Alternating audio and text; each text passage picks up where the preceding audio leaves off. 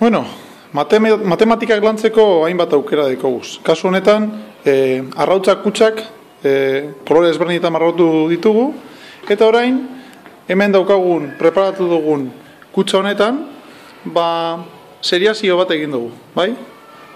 Nahiko erreza, kolore urdina eta berdea eta forma zirkulo erabiliz, berak arrautzak kutsa honetan egin beharrekoa burutuko dago. Gaina aukera daukagu gero ikusteko ondo burutudan edo ez. Berak zein aukeratuko duzu, hemen dagoena, ez da? Venga, iaz nola azten zaren. Lehenengo? Venga, urdina. Urdina. Gero? Berriro urdina. Oso ondo, gero?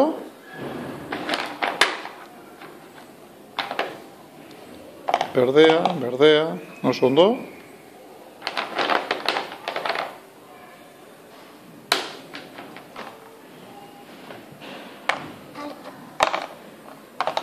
Gainera, aukera daukagu ikusteko ondo egin duen edo ez.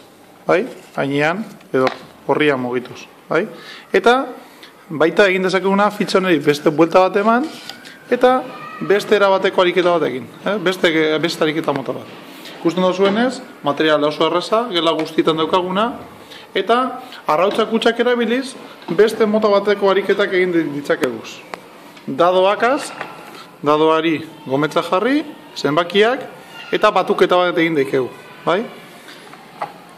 Egurrezko dadoa bota ezkero, bi zenbaki irtetzen bada, bi intxaur.